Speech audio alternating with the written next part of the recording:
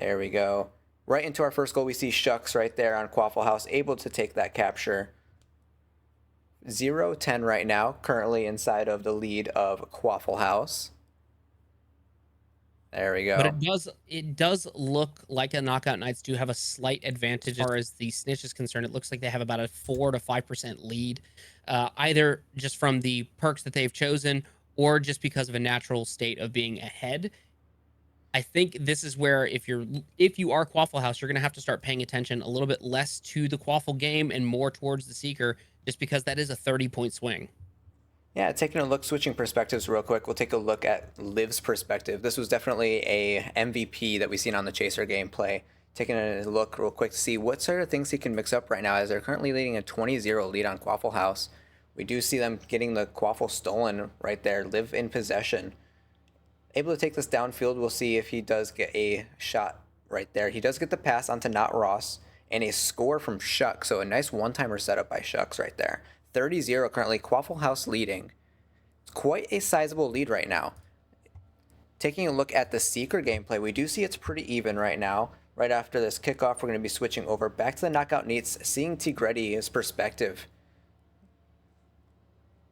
There we go. Right now we see that he is slightly down on the meter, but he's not out of the race, that's for sure. Any bump or knock or kill or tackle can take this back into an even perspective right now. Although we see he is nice and healthy right there, a little bit of damage out, but definitely not out of this race. Very close from both Seekers right now.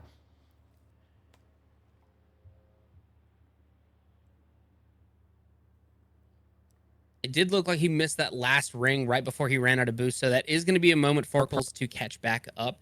As far as the Seeker game is concerned, it actually looks like now Perkles has a minor advantage in that particular race. It looks like he has maybe about a 3% lead.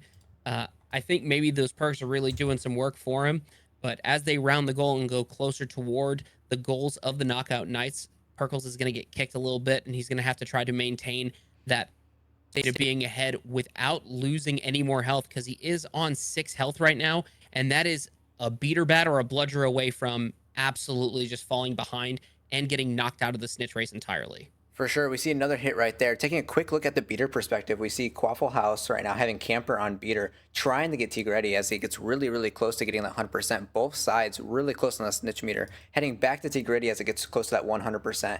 He currently did hit the 100% meter, as we can see on the medal on the left. It's anyone's game, but Tigretti does get it, evening up the game 30-30. Quaffle House, Knockout Knights. Currently 3 minutes and 47 seconds left on the match. Great catch right there by Knockout Knights.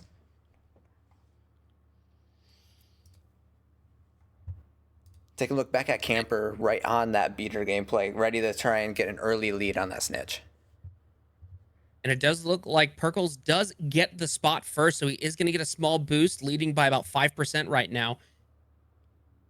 We do see right there, we did get another goal by Naki on Knockout Knights, making this a 40-30, having a 10-point difference right there, trying to get up that snitch insurance. That way they can get that lead just in case anything goes wrong on that second snitch. Switching back over to the Knockout Knights perspective right now, we see currently Naki trying to take possession of the Quaffle, really trying to play defensively here as they get closer, but Shucks with another goal, evening it up 40-40, currently 3 minutes left into the game.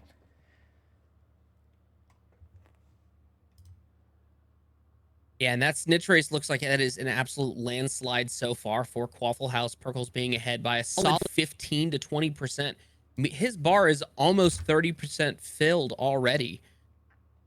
And if you're Knockout Knights, you got to think to yourself that they have to get a little bit more control over the snitch game, maybe stop focusing on the Quaffle so much.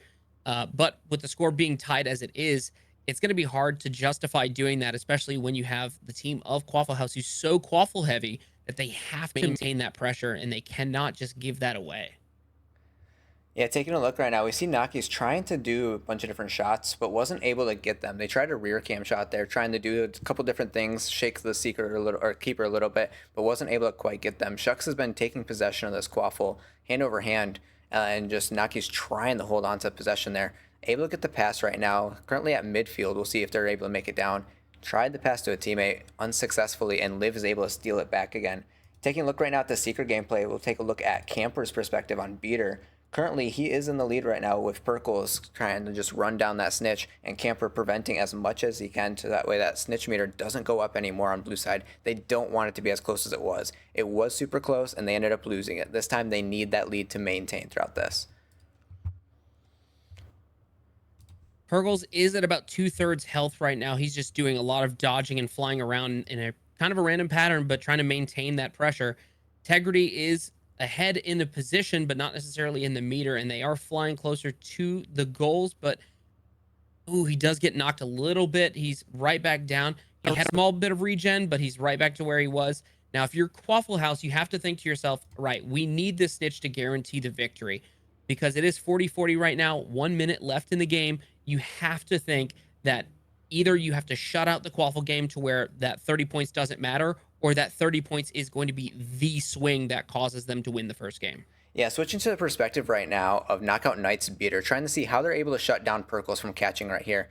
Definitely trying to go as it gets really narrow. It's currently 40-50 with Quaffle House in the lead. They need to make sure Perkles doesn't get the snitch. A great tackle and elimination right there on Perkles. This really makes it really close. We can quickly switch over to perspective. CT Greddy getting really close to the snitch catch with 28 seconds left on the match. He's getting close to that 100%. He has the blue ring right now. This catch would be completely game-changing with 20 seconds left into the match. It's really down to if T. Greddy can get it on this bend coming up or if Perkles is able to bump him off of it. 40-50, 14 seconds left into the match. If he can get the catch here, that is game over for him. He's currently being swarmed by every player on the match. If he can't get this catch, they will lose. It's currently 40-60. He gets the catch. T. Greddy, Knockout Knights, 70-60 with 4 seconds left in the match. No score can happen in that time. We can see as best they can right now. Captain Carnage, just from the beater perspective, see that kickoff. They're not able to get it. Knockout Knights takes the first game right there. You know, I was talking to the Knockout Knights a little bit earlier, and I told them as far as the strategy is concerned that they're going to have to do a little bit of stuff different from their previous match in order to guarantee that victory. And I think what really happened that game can actually be surmised using the League 7 Quidditch board. Let me go ahead and I'll share something with you real quick just to make sure that we have that same perspective both ways. Let me go ahead and... Very nicely played by both teams right there.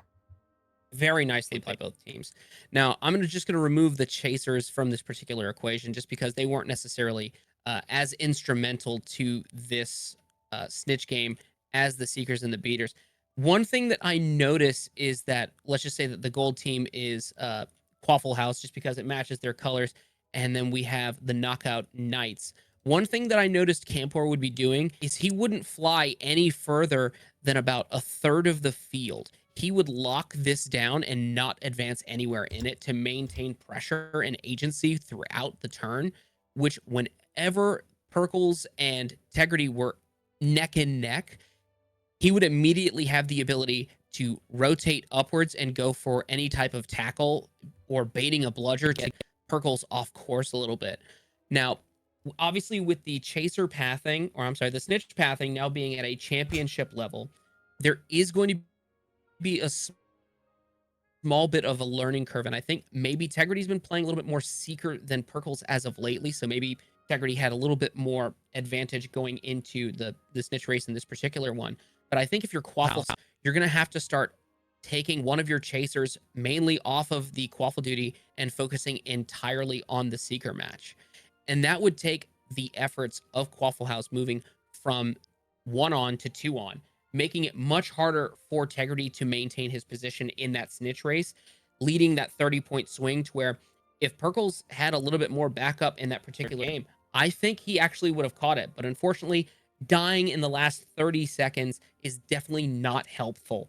It was a removal of his meter by 20%, and I believe that the Knockout Knights beater does run the perk of every time he hits somebody with a bat, they lose snitch meter as well, which means that 20% became 25%, which is absolutely detrimental to any snitch race if you die by a beater bat. Very nicely said. Right there, it was definitely some good play from both sides right there. We seen Perkles trying his hardest. That snitch gameplay was really close both times. It was literally anyone's game, and Perkles was right there about to catch. But on Captain Carnage's side from Knockout Knights, did a great job knocking out Perkles at the right time, was able to make sure that he was able to stop that momentum that Perkles had, and that giant lead that they had at the start got crushed down and gave the Grady, or I know chat, you guys corrected me on his name, Tiegi, or you guys said egg is somewhere in there. Anywho, he did a really good job there catching up and making sure that that lead wasn't a lead for very long. He was able to bump him, able to get him out of the way, and was able to catch that snitch in the last moment, literally down to the wire, last 10 seconds there. T Gritty. All right, there we go. Now, Right. if you're Quaffle House down a match when, I know all their spirits were really high going into this match. They said that this was going to be a 2-0 sweep. Now that they've lost their first game, do you think they're having any kind of mental adjustments that need to take place? Or do you think it's purely a strategical adjustment that needs to happen? Right now, I think Quaffle House definitely knows that they gave it their all on the Quaffle game. They know Perkles was doing great on the secret gameplay, but Perkles dying at the crucial moment is what set it off. And as far as that goes, they just need to kind of play around that. Maybe have Perkles play a little bit more safer, maybe respect the keepers a little bit better, maybe have their beater focus the enemy beater when Perkles gets close to catching a little bit more. It's just those micro details. What they were doing was working. The Quaffle game was really close, and as far as that snitch game, it was really close as well. So just those little micro adjustments to keep Perkles alive a little bit longer and make sure that you don't let in more of those Quaffle goals. You don't want to sacrifice it. Yeah, sacrificing goals is never going to be an option, especially when you go up against really high tier teams.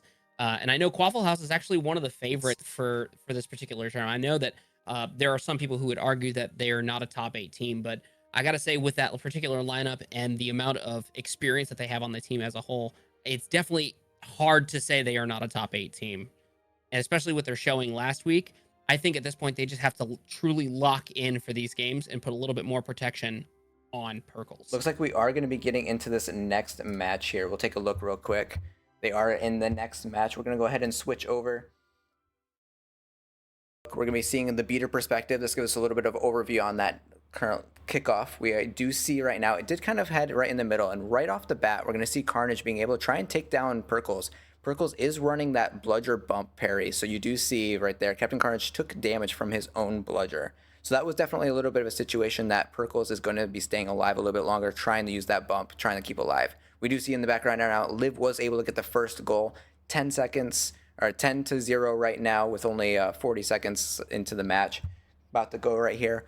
We do see Stoner getting ready with a hero kick, trying to hold it to see if he can get Perkles. They definitely want to make sure that they don't do anything different on the Seeker gameplay except for go just a little bit harder, just a little bit stronger, and that'll be enough to take it. Switching perspectives right now over to the Quaffle House. We're going to be seeing Liv right now. Liv is currently playing a little bit more aggressive on the Seekers. We see that he was kind of trailing Tigretti, trying to see if he could be able to get in there. But Shucks with another goal. Right now, 20-0, Quaffle House lead. They're definitely coming a little bit stronger on this Quaffle gameplay. They want that snitch insurance. They know that the snitch can go either way, so they want to make sure that they build up that buffer. Yeah, and I think maybe with the efforts of Quaffle House, they saw that they could pretty easily steal the Quaffle away from the Knockout Knight. So I think maybe they're just going to try to have Liv focus more on scoring while they pull another one of their chasers off the chaser game entirely and just focus directly on either keeping Perkles alive or just adding some pressure over to the side of the Knockout Knights. And as you can see right now, it looks like their meters are about halfway, with the Quaffle House being a little bit higher, maybe about 5% higher. But that is still a close niche race. Both teams putting a lot of pressure on those Seekers just because of that natural 30-point swing. And we saw how much of a difference that made in the last game, with that being down 60-40. And within the last 10 seconds of the game, securing that snitch, making it a 70-60, and the game ending with no chance from Quaffle House of catching back up. Switching back over the Knockout Knights perspective right there after Shucks getting a great goal, 30-0. We currently are going to be taking a look at Naki right now, and Naki was definitely taking a little bit of a more defensive, making sure that they're taking a little bit more punches on Perkles. Perkles was getting really close to dead, but was able to heal up really nicely. But you're seeing a little bit more chasers being a little bit more aggressive. They know it was really close, and so they need to make sure that they're closing that gap even more.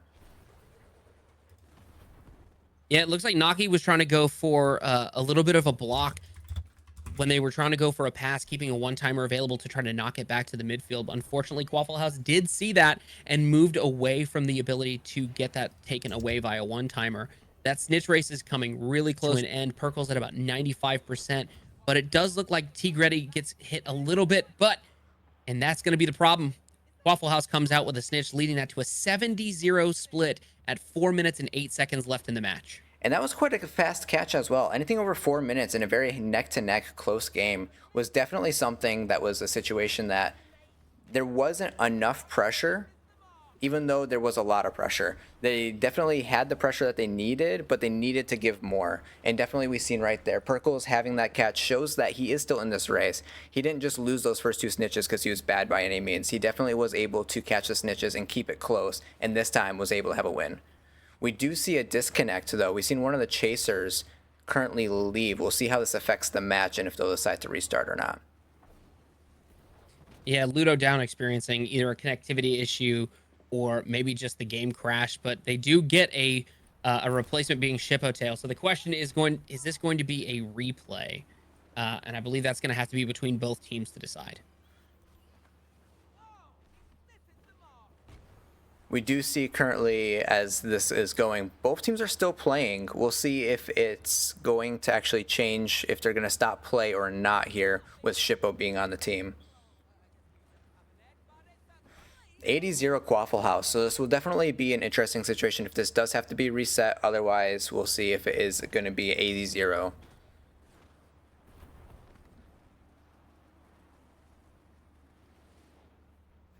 You see Naki trying to do the rear cam shot, still trying to score right there, bringing it a little closer. 70-point difference right now, 80-10.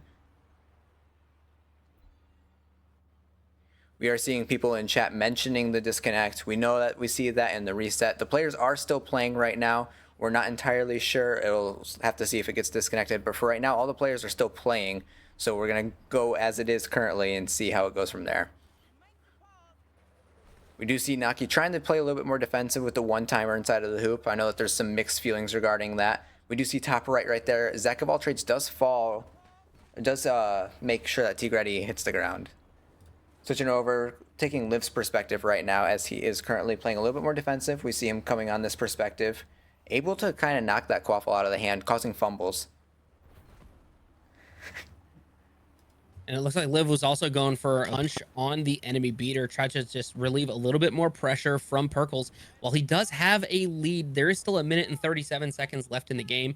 And that is enough time, especially with as the time progressing down further and further, that snitch meter does fill up faster. Just because of the nature of the game, they wanted the game to feel more impactful the closer it got to the end. Speaking of the snitch meter, switching over to Tigretti over on the Knockout Knights, it is really close currently. Perkles did fall as well, so that's been a death on both sides right now. We do see him get hit with a bludger, but he's still in this race, definitely not out. It's really close in anyone's game going into this. As far as the Quaffles, though, Knockout Knights need to score some more to make sure that once this snitch gets caught, there we go, another shucks right now. 10-90 right now in favor of Quaffle House. Currently a big deficit that even if they get this snitch, it's not going to be enough.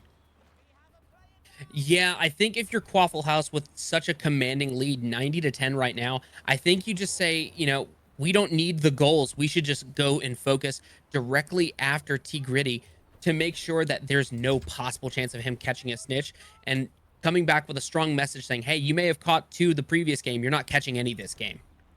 For sure. We do see as this gets closer, switching perspectives real quick, just to see Camper's perspective on Beater. Beaters definitely don't get enough love, but there we do, seeing a great tackle right there. Another bludger. He is able to dodge it, but it's getting really close. We see Perkles in the distance fall as well. So that's another dominating lead real quick. We see right now, even with the point differential, if Tigretti could get that, no, and there we go. Another great elimination right there from Tigretti. That stops the snitch from getting anywhere, and it is a 90-20 difference game right there with Quaffle House taking the second game. We do know that there was a disconnect in there, so we'll have to take a look and see what the teams decided on, if it's going to be a 1-1 situation or if they're going to replay match 2.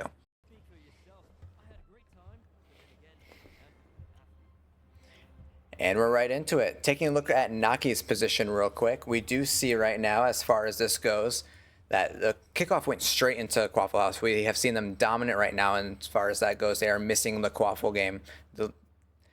We are seeing right now possession right now, switching around right now. A nice kick there from Stoner, able to get that kind of midfield, making sure that they aren't getting it locked up in their side of the field. Naki taking possession, but losing it right away.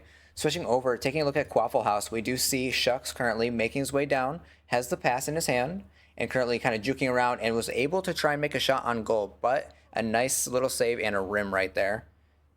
Time for try two and another rim.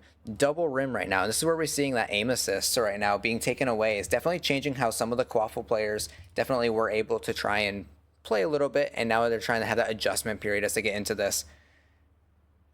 Seeing Shucks with a one-timer, another missed shot right there. He's 0 for 3 on these shots right now. Switching backside, seeing the Knockout Knights, we see Ludo with possession right now. Naki currently taking out Shucks, making sure that they're able to turn down the person who is trying to score each of those times. Comrade in the lead right now, trying to make the shot. Zach of all trades with a nice save. Switching backsides, we see Perkles right now with possession. Perkles is on Chaser this time around, just to mention. He's not chasing like how we've seen before in the other two matches. Right now we have Birkin inside of the match play. We do see Birkin fall, though. The snitch gameplay is quite even, but that is going to make Knockout Knights have the lead here. Switching back right now over to Quaffle House. Quaffle House is not Ross with a nice score. The one thing I will notice about the Knockout Knights particular strategy, it looks like Naki is actually taking a more of a midfielder position, being hyper aggressive, trying to punch anyone that they can get their hands on. And while they do have the one timer, which does reduce the amount of damage that is potential from a midfield chaser, it is notable that you do still get all the defensive qualities of a midfielding chaser without having that much damage. We do see that T Gritty goes down by Camper, leaving Birkin up a little bit in the snitch race, especially after both Seekers have gone down once. While they are just trying to maintain that pressure, Quaffle House still with a 10-0 lead, and Quaffle House immediately, Camper goes right after T Gritty to go after that snitch, make sure that they come out with that 30 points and say, oh no, this game is ours. Right now we do see Quaffle House is in the lead on the snitch, but just barely. Any little bump, any little tackle can definitely change this right now. And taking a look, we're going to switch sides from Camper on the beater perspective over to Knockout Knights on the beater perspective. We see both of these beaters. Typically, beaters don't get a lot of love. They don't see their efforts typically shine through. But there we do see Birkin get slammed with a bludger. This is where normally it's an unspoken hero, these beaters, not typically being in the limelight, but definitely showing a little bit more off of them right now. We're seeing such a close game in this niche, and it really comes down to which beater can finish off the other beater. We see right now Captain Carnage like a shark in water, trying to hunt down Birkin here. Birkin's currently lapping, making circles around him, trying to stay alive, dodging bludgers left and right, but the tackles are ultimately what's going to take that 5% snitch meter and try and make the difference here as it gets really close in gameplay with a small lead right now of Knockout Knights on the snitch game. Currently 0-20 right now with the Quaffle House leading in Quaffle. Absolutely. And the one thing I'll note is that Birkin is actually getting a lot of regen right now. So he must be running a broom with a pretty high health stat or a high regeneration stat. So you're not looking at brooms like the Cavalier for a boost efficiency. You're looking at something a little bit more healthy. I think after noticing all of the eliminations in the previous games, I think maybe they made the determination now that Birkin was awake to actually focus more on keeping them alive. And T really comes out with the snitch, making it a 30-20 game at 3 minutes and 7 seconds left. Taking a look right off of the beater's perspective on Camper, definitely we've seen that the situation on the Quaffle hand, they knew that they had the lead on the Quaffle game, but the snitch game was falling just barely behind right now. This is definitely a nice catch right there. 30-20 lead right now in the Knockout Knights' favor. This is literally anybody's game still. Camper's trying his best to try and keep the beater preoccupied, knocking him down just a little bit. Taking a switch over into the Knockout Knights, we can see the Chaser gameplay. Naki holding possession, but never for long enough. Zach of all trades able to defend, able to take a kick, and putting Naki low so that way they have to play more defensively. Although they are able to try and disrupt, they are trying to do some more tackles, and they're trying to disrupt this niche gameplay because it's really going to come down to that with how close this is with only 2 minutes and 20 seconds left on the match.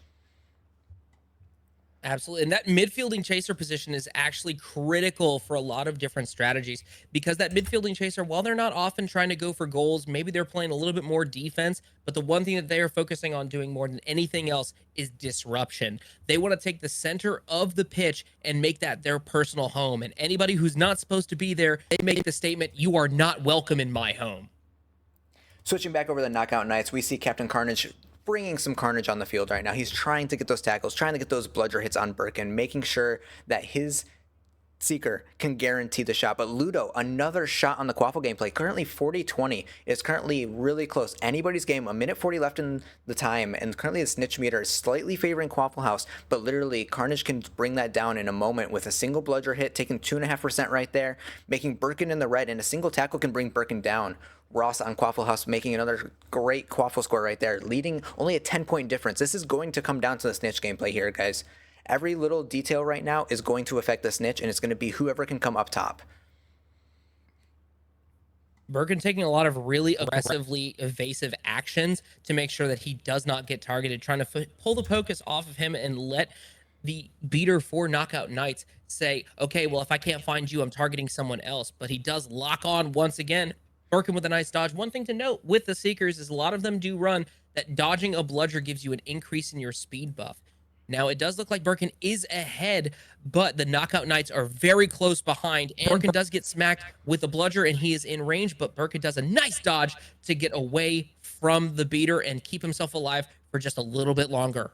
The snitch race is really close. Taking a look from Tigretti's position, he's also in the red right now. Both Birkin and Tigretti could fall at any moment's time. It is heading to blue snitch right now. Blue side 100% is getting right there on Birkin. The catch can happen at any moment's grasp, but you see a bee swarm, and there goes Birkin. Birkin has fallen. Tigretti currently with 18 seconds left on the match, 40-30 lead right now, 10-point difference. You can see the snitch catch happen right now, but Tigretti has to respect the keeper. He's currently 4 on the health bar right now, while 100% snitch meter. He knows if he catches this, the game is over and they win. 50-30 right now, Knockout Knights currently. Can they secure the snitch to end the game right there? There they go. Tigretti with the 80-30. Knockout Knights currently winning with a 50-point difference, 2-1 in the series. Winner is going to be Knockout Knights in this series. Knockout Knights versus Quaffle House.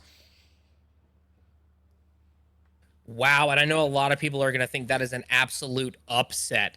And I think that the only reason that their team came out on top is I think that first victory where it went to 1-0 really put them in high spirits to say, like, we got this. We came out on top. I think we have the better Seeker. And the switch to Birkin maybe have just happened a little too late, unfortunately, with Birkin either being passed out or just away from his computer. He is no longer able to play that effectively like he was in the previous games in the series, which ultimately I think led to a vast amount of change in the mentality for Quaffle House. And I think maybe just that small difference was enough to push Knockout Knights over the edge.